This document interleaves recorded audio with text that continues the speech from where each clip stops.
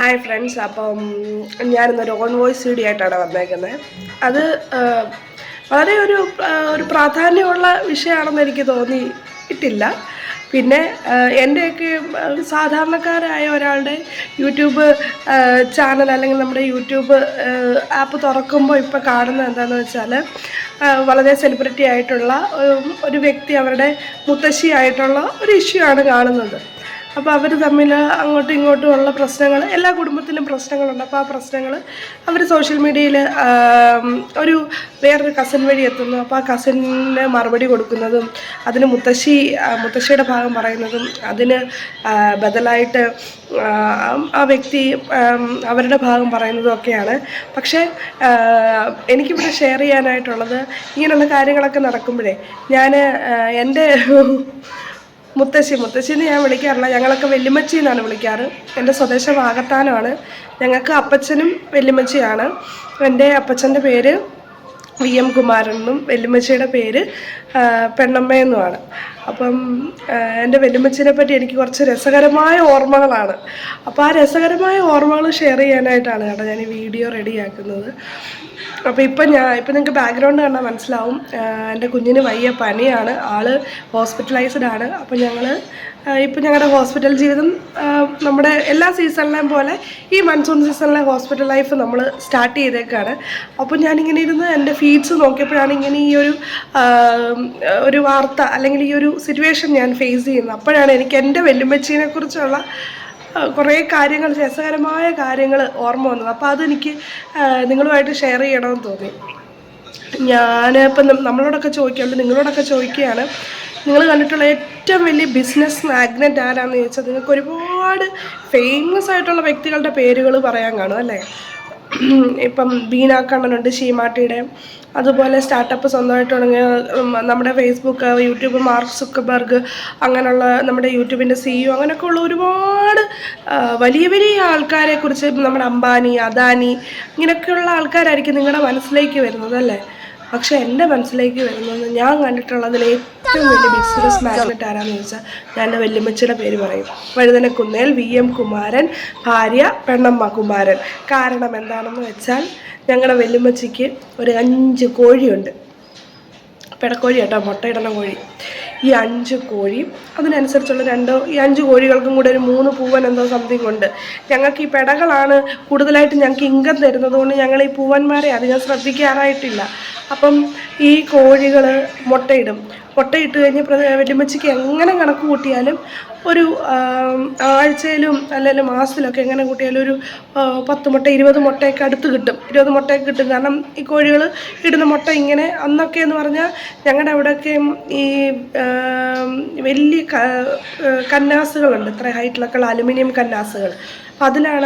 അതിൽ ഫോർട്ടിക്കോ പെട്ടി എന്നൊക്കെ അപ്പം അന്ന് ഞങ്ങളുടെ വീട്ടിലൊക്കെ പറയുന്ന വെല്ലുമ്മച്ചിയുടെ ഫോർട്ടിക്കോ പെട്ടി. അപ്പം അതിലിങ്ങനെ വൈക്കോലുണ്ടാവും. ആ വൈക്കോൽ ഇങ്ങനെ കുത്തി നിറച്ചിട്ട് അതിൽ ഈ മുട്ടയെല്ലാം ഇങ്ങനെ സൂക്ഷിക്കും. എന്നിട്ട് വെല്ലുമ്മച്ചിക്ക് വിൽക്കാറുള്ള സമയമാകുമ്പോഴത്തേനും, ഞങ്ങളുടെ വീടെന്ന് പറയുന്നത് മെയിൻ റോഡിൽ നിന്ന് ഒരു 300 മീറ്റർ ഉള്ളിലേക്ക് കയറിയാണ് ഞങ്ങളുടെ വീട്, തറവാട് വീട്. അപ്പം ഈ മെയിൻ റോഡ് സൈഡിൽ തന്നെ ഒരു മാടക്കടയുണ്ട്.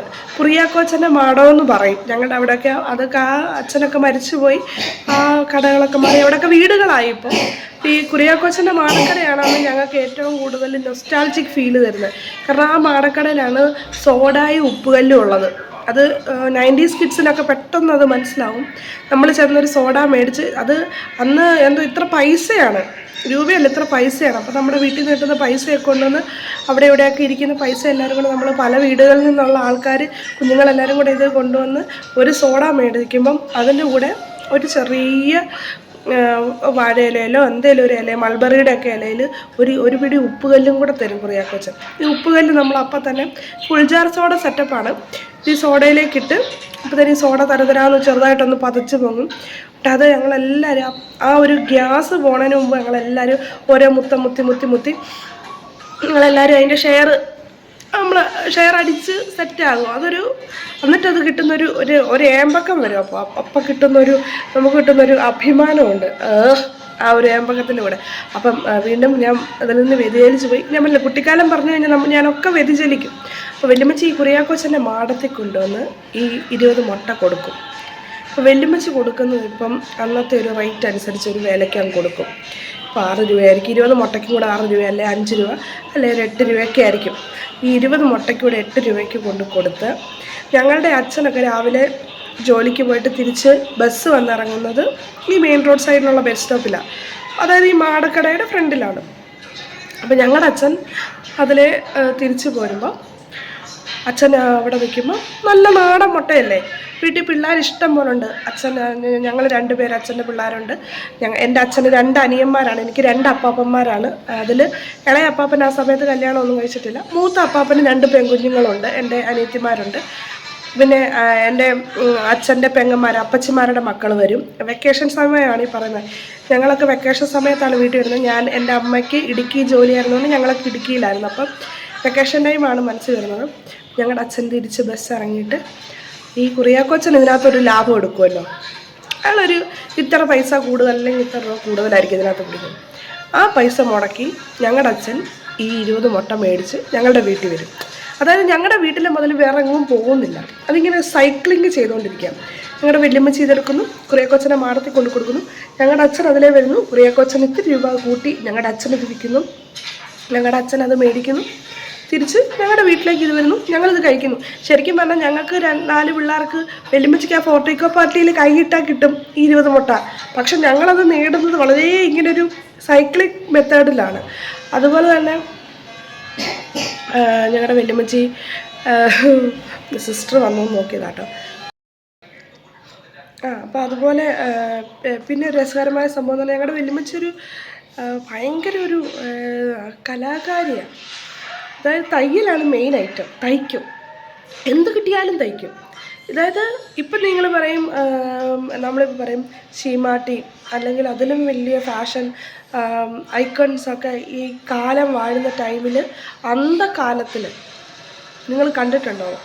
മെറൂൺ ബ്ലൗസിന് പിങ്ക് കൈ, 2 ബ്ലൗസിൻ്റെ ബ്ലൗസ് വെല്ലുമ്മച്ചി അങ്ങോട്ടും ഇങ്ങോട്ടും തയ്ച്ചങ്ങ് എടുക്കും.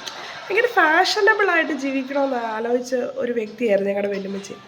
അതുപോലെ തന്നെ വെല്ലുമ്മച്ചി പഞ്ഞിമരം, നമ്മുടെ ആ ലൊക്കാലിറ്റിയിലൊക്കെ ഇപ്പം അതൊക്കെ ഒട്ടുമിക്ക മരങ്ങളും പോയി. അന്നേരം ആ ടൈമിലൊക്കെ എല്ലാ പറമ്പിലൊരു 4 പഞ്ഞിമരം വീതമൊക്കെ ഉണ്ട്. ഈ പഞ്ഞിമരത്തിൽ നിന്നൊരു സീസൺ ആകുമ്പോൾ പഞ്ഞി പൊഴിയും, പഞ്ഞിക്ക പൊഴിഞ്ഞ് താഴെ വീഴും. ഇത് വെല്ലുമ്മച്ചി പെറുക്കിയിട്ട് തലേണ, ബെഡുകൾ, ചെറിയ ചെറിയ കുഞ്ഞു കുഞ്ഞു കുഷ്യൻസ്, അതുപോലെ നമ്മൾ ഈ സെറ്റിയുടെ ഒക്കെ സൈഡിൽ ഇങ്ങനെ മദ്ദളം പോലത്തെ സാധനം ഉണ്ടല്ലോ, എനിക്ക് അതിൻ്റെ പേരറിയില്ല ആ സംഭവം. ഇതൊക്കെ തന്നെത്താനെ ഒരു ഞങ്ങളുടെ അപ്പച്ചൻ്റെ അലക്കിയിട്ടൊരു കൈലിയിലോ അല്ല ഞങ്ങളുടെ അച്ഛൻ്റെയൊക്കെ ഉപയോഗിക്കുന്നു. ഇപ്പം ഇന്ന് ഊരിയിട്ടിട്ട് പോയ മുണ്ടിലോ എന്തിലാണോ വെല്ലുമ്മച്ചിക്ക് എന്തിലാണോ അതിലൊരു വർക്ക് ചെയ്യാൻ തോന്നുന്നത് അത് വെല്ലുമ്മച്ചി അങ്ങ് ഇംപ്ലിമെൻറ്റ് ചെയ്യും. അങ്ങനെ ഞങ്ങൾക്ക് അതുകൊണ്ട് വീട്ടിലൊന്നും ചെന്ന് കഴിഞ്ഞാൽ കുറച്ച് 2 ദിവസം കഴിയുമ്പോൾ ഈ പഞ്ഞി മൂട്ട കെട്ടും, അതായത് ഉണ്ട കെട്ടും. ഉണ്ട കെട്ടി തല വെക്കുമ്പോൾ 2 സൈഡിലും ഇങ്ങനെ നമുക്ക് 3 തലയാണെന്ന് തോന്നും, ബ്രഹ്മാവ് പോലെ നമുക്ക് തോന്നും. അതുപോലെ വയ്ക്കുമെങ്കിലും സമയത്ത് നമ്മൾ എല്ലാ കസിൻസും വരുമ്പോഴേ നമ്മുടെ ഹാളിൽ ഇങ്ങനെ എല്ലാവരും ഇങ്ങനെ മത്തി ഉണക്കാനിട്ട പോലെ കിടക്കുന്നു. അപ്പോൾ ഈ തലേണയൊക്കെ ഞങ്ങൾക്ക് ഭയങ്കര അസറ്റാകും സമയത്ത്. പിന്നെ ഞങ്ങൾക്ക് വേറെ എങ്ങനെ വേണം തല വെക്കാം, ഇങ്ങനെ വെക്കണം ഇങ്ങനെ വെക്കാം, അപ്പോൾ 2 ബോൾ ഇവിടെ വരും, ഇങ്ങനെ വെക്കണം ഇങ്ങനെ വെക്കാം ഇങ്ങോട്ട് വരും, അങ്ങനെയൊക്കെയുള്ള സെറ്റപ്പ്. പിന്നെ വെല്ലുമ്മച്ചിനെ കുറിച്ച് പറയുകയാണെങ്കിൽ ഭയങ്കര ബ്യൂട്ടി കോൺഷ്യസ് ആയിരുന്നു കേട്ടോ. നമ്മുടെ പേരക്കുഞ്ഞുങ്ങളോടൊക്കെ സാധാരണ ഉള്ളവരൊക്കെ എന്താ പറയുന്നത്, നിങ്ങൾ വയറ് നിറച്ച് കഞ്ഞി കുടിക്കണം കേട്ടോ, ഇത് അല്ലെങ്കിൽ കപ്പ തിന്നു കേട്ടോ, പിള്ളേരെ വയറ് പൊട്ടിച്ച് കിടക്കരുത് കേട്ടോ. ഞങ്ങളുടെ വെല്ലുമ്മച്ചി അങ്ങനെയൊന്നുമല്ല പറയുന്നത്. അപ്പം ഞങ്ങളുടെ വെല്ലുമ്മച്ചി ഞങ്ങളോട് എന്നാ പറയുന്നതെന്ന് വെച്ചാൽ അധികം കഴിക്കരുത്. പപ്പായ, അതായത് കപ്പളങ്ങ എന്ന് ഞങ്ങളുടെ നാട്ടിൽ പറയുന്നത്, കപ്പളങ്ങ മുഖത്ത് തേക്കണം, ചുണ്ടിൽ തേൻ പരട്ടണം. ഇതൊക്കെ വെല്ലുമ്മച്ചി കണ്ടുപിടിച്ച കാര്യങ്ങളാണ്. മുടിയുടെ ഇവിടെയൊക്കെ കുറച്ച് വെട്ടിയിടണം. അങ്ങനെയൊക്കെയാണ്. വെല്ലുമ്മച്ചിക്ക് കുറച്ച് ബ്യൂട്ടി കോൺഷ്യസ് ആയിരുന്നു ഞങ്ങളുടെ വെല്ലുമ്മച്ചി. അതുപോലെ ഞങ്ങളുടെ അപ്പച്ചനുമായിട്ട് ഭയങ്കര സ്നേഹമായതുകൊണ്ട് ഭയങ്കര ഒച്ചപ്പാടുമാണ് എപ്പോഴും, ഭയങ്കര സ്നേഹമായതുകൊണ്ട്. അപ്പം ആ സമയത്തൊക്കെ ഭയങ്കര വുമണിസം, അതായത് ഫെമിനിസമാണ് വെല്ലുമ്മച്ചി പറയുന്നത്. നിങ്ങളുടെ കാൽ കീഴിൽ കിടക്കാനൊന്നും എന്നെ കിട്ടുകയില്ല, അങ്ങനെയാണ് ഞാൻ സ്വന്തമായിട്ട്. അതായത് വെല്ലുമ്മച്ചിക്ക് വരുമാനമുണ്ടല്ലോ, ഈ മുട്ട വിൽക്കുന്നുണ്ട്, പിന്നെ ചൂലുണ്ടാക്കി വിൽക്കുന്നുണ്ട്, പിന്നെ മഞ്ഞൾ കൃഷി ചെയ്ത് മഞ്ഞൾ വിൽക്കുന്നുണ്ട്. അടുക്കളയിലെ പരിപാടിക്കൊന്നും എന്നെ കിട്ടത്തില്ല. ഒരു ഇപ്പം പുതിയ റീലിനകത്തൊക്കെ പറയുന്നതല്ല ജോലി ചെയ്യാനായിട്ടുള്ളൊരു സ്ത്രീയെ ഉദ്ദേശിക്കുന്നെങ്കിൽ അതിനൊന്നും ഞങ്ങളുടെ വല്യമ്മച്ചിനെ കിട്ടത്തില്ല. ഇത് വക കാര്യങ്ങൾ, അതായത് പുരുഷ മേധാവിത്വമുള്ള കുറച്ച് മേഖലകളിലൊക്കെ കൈ വെച്ചിട്ടുണ്ട്. റബ്ബർ വെട്ടിയിട്ടുണ്ട്, കോഴിയെ വളർത്തുന്നുണ്ട്, ഇങ്ങനെ ഇന്ന കാര്യങ്ങൾ. അപ്പം ഒരുപാട് ഈ സെലിബ്രിറ്റീസ്, ഈ സ്റ്റാർഡത്തിൽ നിൽക്കുന്ന ആൾക്കാരിങ്ങനെ പറയുമ്പം എൻ്റെ വല്യമ്മച്ചിയെക്കുറിച്ച് എനിക്ക് ഇങ്ങനെയൊക്കെയുള്ള കുറേ നല്ല ഓർമ്മകളുണ്ട്. അപ്പം ഞാൻ ആലോചിക്കുകയായിരുന്നു, ആ സമയത്ത് നമുക്കതൊക്കെ അല്ലെ അവർ ജീവനോടെ ഉണ്ടായിരുന്ന ടൈമിലൊക്കെ നമ്മൾ ശരിക്കും പറഞ്ഞു കഴിഞ്ഞാൽ നമുക്ക് ചില സമയത്ത് ഇറിറ്റേഷൻസ് ഒക്കെ തോന്നും. എന്താ ഇവരിങ്ങനെ ബിഹേവ് ചെയ്യുന്നത്, ഇവരെന്താ ഇങ്ങനെ നമ്മളോട് പറയുന്നത്. ഞങ്ങൾ പേരക്കുട്ടികളെല്ലാം കൂടെ ഉറക്ക ചിരിച്ചെന്നും പറഞ്ഞുകൊണ്ട് ഞങ്ങളുടെ അടുത്ത് വലിയ പ്രോബ്ലത്തിലൊക്കെ വെല്ലുമിച്ച് വന്നിട്ടുണ്ട്. പെൺകുട്ടികളങ്ങനെ ചിരിക്കാൻ പാടില്ല, ഇതൊക്കെയാണ്. അപ്പം ഞങ്ങൾ ഇത്രയും പെൺപിള്ളേർ, ഒരു 4 പെൺപിള്ളേർ എൻ്റെയൊക്കെ സൗണ്ട് വെച്ച് കലകലാന്ന് എതിർത്ത് നിന്നിട്ട് പോലും പിടിച്ച് ഞങ്ങളുടെ കൂടെ ആ നിന്ന പോയിന്റിൽ നിന്ന ഒരാളാണ് വെല്ലുവിളിച്ച്. അപ്പം അവരുടെയൊക്കെ ചിന്താഗതികൾ, അവരുടെയൊക്കെ ചിട്ടകൾ, അതൊക്കെ നമ്മളിൽ നിന്ന് വ്യത്യസ്തമാണ്.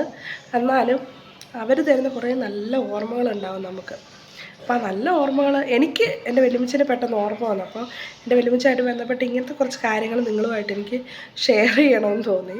അപ്പോൾ ശരിക്കും എൻ്റെ യൂട്യൂബൊക്കെ തുറക്കുമ്പോൾ ഞാനിങ്ങനെ ഈ മുത്തശ്ശിയും പേരക്കുട്ടികളും തമ്മിലുള്ള ഈ ഒരു ചെറിയൊരു സിറ്റുവേഷൻ കണ്ടപ്പോൾ പെട്ടെന്ന് എനിക്ക് എൻ്റെ മുത്തശ്ശി ആൾ മൺമറഞ്ഞു പോയെങ്കിലും ആളുടെ ഒരുപാട് കാര്യങ്ങൾ എൻ്റെ മനസ്സിലേക്ക് വന്നു. വല്യമ്മച്ചിക്ക് ഒരു വട്ടം ഷുഗർ താന്നു പോയി. ഇപ്പം ഞങ്ങളുടെ വീട്ടിലേക്ക്, ഞങ്ങളുടെ തറവാട് വീട് കഴിഞ്ഞ് കുറച്ചുകൂടെ മുന്നിലേക്ക് മാറിയാണ് എൻ്റെ വീട്. അപ്പം അവിടേക്ക് എൻ്റെ അച്ഛനെ ഇങ്ങനെ ആൾക്കാർ പറഞ്ഞു വിടും, അതിലേ പോകുന്നവരോട് പറയും എൻ്റെ അച്ഛൻ്റെ പേര് രാരിച്ചൻ എന്നാണ്. അപ്പോൾ രാരിച്ചനെയും ഇങ്ങോട്ടൊന്ന് വിടാൻ, എനിക്ക് ഷുഗർ താന്നിരിക്കുകയാണ്, അപ്പം അതിനുള്ള ഹോസ്പിറ്റലിൽ പോകാൻ എന്തെങ്കിലുമൊക്കെ ആയിരിക്കും. അപ്പോൾ വല്യമ്മച്ചിയും അപ്പോൾ പെട്ടെന്ന് അച്ഛൻ എന്നോട് പറഞ്ഞു, 2 പേരിങ്ങനെ വന്ന് പറഞ്ഞപ്പോൾ അച്ഛൻ എന്നോട് പറഞ്ഞു, കുഞ്ഞെ നീ വേഗം പോയിട്ട് വല്യമ്മച്ചിയുടെ അടുത്ത് ചെന്നിട്ട് സീരിയസ് ആണ് സിറ്റുവേഷനെങ്കിൽ എന്നെ വിളിക്ക്, ഞാനങ്ങ് വന്നേക്കാം എന്ന് പറഞ്ഞു.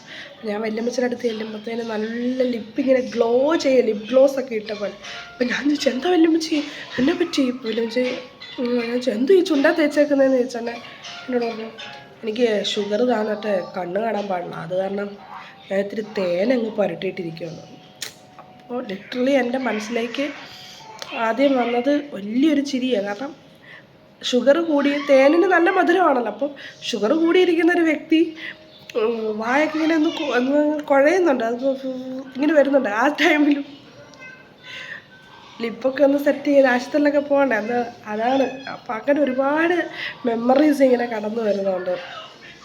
വല്യമ്മച്ചി രാവിലെ ഒരു കറിവേപ്പ് എടുക്കും, ഒരു കറിവേപ്പിൻ്റെ തൈ രാവിലെ കിഴക്ക് വശത്ത് നട്ട് നോക്കും, പറ്റില്ല.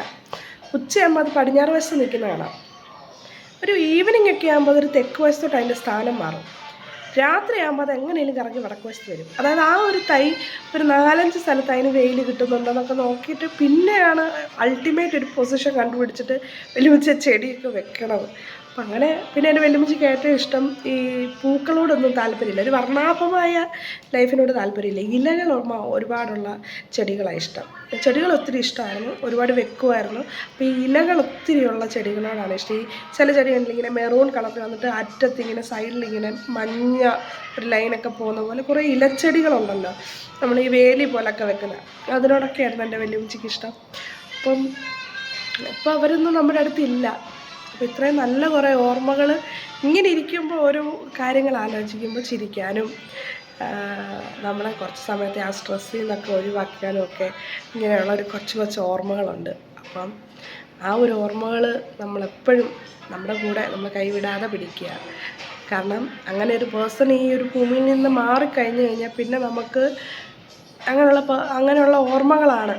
അതും ചിലപ്പോൾ കുറേ നാൾ കഴിയുമ്പോൾ നമ്മളിത് കുറേയൊക്കെ മറന്നു പോകും. കുറേ നല്ല മൊമെൻറ്റ്സുകൾ കാണും, അതൊക്കെ നമ്മൾ വീണ്ടും നമ്മൾ മറക്കും. ഈ കാലത്തിൻ്റെ ഒരു പ്രത്യേകത മറക്കും എന്നുള്ളതാണല്ലോ. നമ്മൾ കുറേയൊക്കെ പിന്നെയും മറക്കും. അങ്ങനെ ഓരോ മൊമെൻറ്റിലും അവർ നമ്മളിൽ നിന്ന് ഓരോ ഓർമ്മകളായിട്ട് ഇങ്ങനെ പോയിക്കൊണ്ടിരിക്കുക. അപ്പോൾ അതൊക്കെ നമ്മൾ തിരിച്ച് പിടിക്കുക, റിഗ്രറ്റ് ചെയ്യാതിരിക്കുക. ലൈഫിൽ നല്ല മൊമെൻറ്റ്സുകളെ എപ്പോഴും ചെറിഷ് ചെയ്യുക. അപ്പം എല്ലാവർക്കും ഒരു നല്ല ഈവനിങ്. എൻ്റെ വല്യമ്മച്ചിയുടെ ഇനിയുള്ള കഥകൾ കേൾക്കണമെങ്കിൽ എൻ്റെ വീഡിയോയുടെ താഴെ കമൻറ്റ് ചെയ്യണം. അപ്പോൾ വല്യമ്മച്ചിയുടെ കുറേ അടാറ് എപ്പിസോഡ്സ് വരുന്നുണ്ട്, അത് ഞാൻ ഷെയർ ചെയ്യുന്നതായിരിക്കും. ഓക്കെ, ടാറ്റാ.